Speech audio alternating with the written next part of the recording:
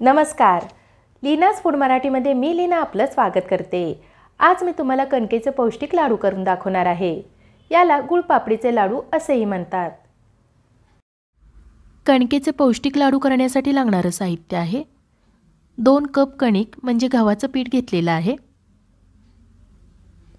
1.5 cup गूळ किसून घेतलेला आहे,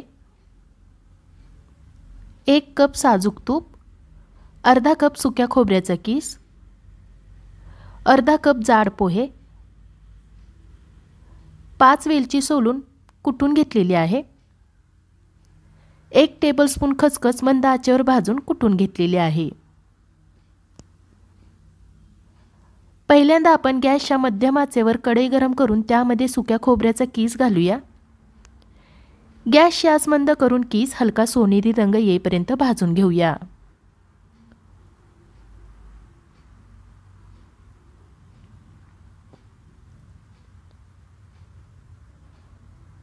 खोबऱ्याचा कीस भाजून झालेला आहे.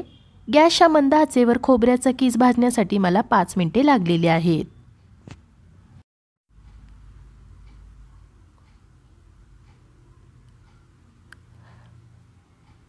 भाजून घेतलेला खोबऱ्याचा कीस थंड होण्यासाठी एका ताटामध्ये काढून घेऊया.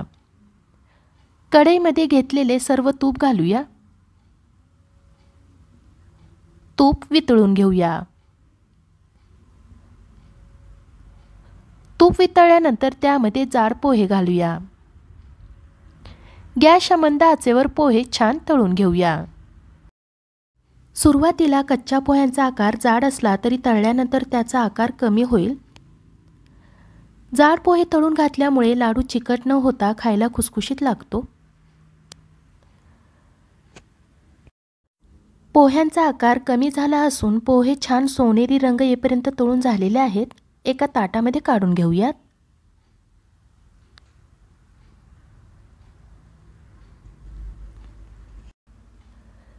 तळलेले सर्व पोहे काढून झालेले आहेत.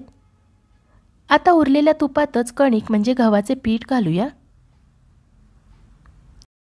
गॅसच्या मध्यम किंवा मोठ्या आचेवर कणिक भाजायची गडबड केली तर ती कच्ची राहून तिचा रंग काळपट होईल. म्हणून कणिक गॅसच्या मंद आचेवर भाजून घ्यायची आहे.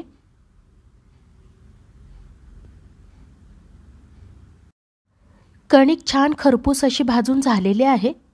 तिचा भाजलेल्याचा खमंग वासही सुटलेला आहे. गॅसच्या मंद आचेवर कणिक भाजण्यासाठी मला 10 मिनिटे लागलेली आहेत. ही भाजलेली कणिक आता दुसऱ्या एका ताटामध्ये काढून घेऊया आणि थंड होण्यासाठी बाजूला ठेवूया. भाजलेली कणिक पूर्ण थंड झालेली आहे. भाजलेले सुक्या खोबऱ्याचा कीस आणि तळलेले पोहे मिक्स करून घेतलेले आहे. आता याच्यामध्ये खसखसची पूड आणि वेलची पूड घालूया. याच्यातच भाजून थंड केलेली कणिक घालूया.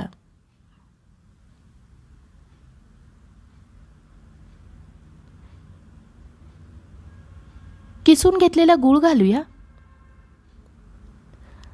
आता हे मिश्रण एकजीव होईपर्यंत मिक्स करून घेऊया. या लाडवात तुम्ही गुळाऐवजी 1.5 कप पिठी साखर घालू शकता किंवा पिठी साखर आणि गूळ दोन्ही निम्मे घातले तरी चालेल.